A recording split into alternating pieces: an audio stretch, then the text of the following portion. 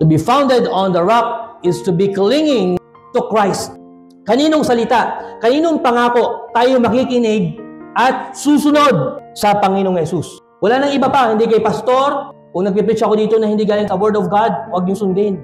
Dapat maliwanag sa atin na kay Kristo tayo nakikinig at sumusunod, hindi sa boses ng mundo o ng karamihan.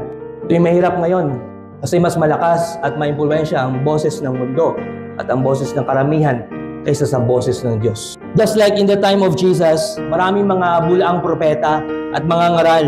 At kasama na doon yung mga Pariseo na mga mapagkunwari. Akala mo sino mga magagaling sa Biblia, pero hindi naman isinasabuhay ang salita ng Panginoon. Sa panahon nila, maraming mga naggagaling-galingan, nagpapasikat, at nagkukunwaring mga mabubuti, pero sila pala ay nabubuhay sa kasinungalingan, sa kamalian. And it's the same thing today. Marami ding mga naglipa ng mga influencers daw.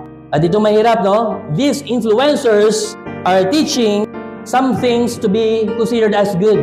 Yung mga tinuturo nila parang mabubuti naman pag pinakinggan mo, okay naman but it's not the right thing.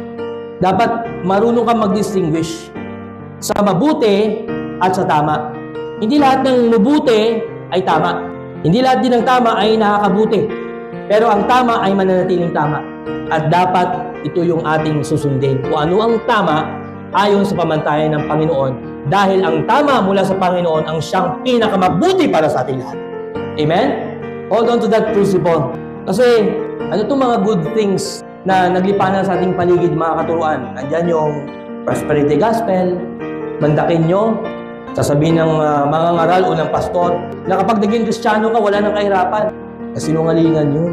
O iba pang mga good to hear na mga messages, yung God's love. It's all about God's love. Regardless of your gender or whatever orientation you have, it's about God's love. And there is no hell. Kung Diyos siya ng pag-ibig, walang impyerno. Kaya tanggap niya ang lahat. Walang bawal sa pag-ibig. Yan na yung mga naglipana ngayong mga katuruan. Ano ba? Yung mga linyahan na gawin mo kung ano magpapasaya sa'yo basta't wala kang inaapakang tao. Ang ganda ng pakinggan, no? Siyempre, magpapasaya ito sa akin eh. Basta wala akong sinasaktan, gagawin ko to. Buhay ko to eh. Pero ang tanong, balik tayo doon, tama ba yan sa paningin ng Diyos? So, the point is that hindi lahat ng mga magaganda pakinggan at magaganda para sa atin ay tama. Dapat ang basihan natin kung ano yung maganda at ano yung tama ay ayon sa salita ng Panginoon.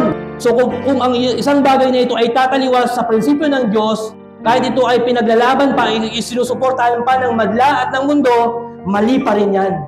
At hindi yan kalugod-lugod sa harapan ng Panginoon. Dahil yan ay mali, magbubunga yan ng maraming mga kamalian.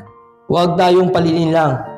Dapat sa kay Lord tayo kumapit sa kanyang mga pangako and not the unreliable promises of men. Sa eleksyon, let us not destroy our brotherhood because we prefer to value the promises of politicians rather than God's. Alam naman natin, di ba? Napapako talaga mga pangako ng tao. Kaya huwag mo ipagpalit yung kapatid mo sa pananampalataya kasi panglangit tayo. Yung mga kingdoms dito sa mundo, come and go. Pero yung ating partnership ay eternal yan. Made to last for eternity. When we face God in His kingdom, before His throne, yun ang magmamatter.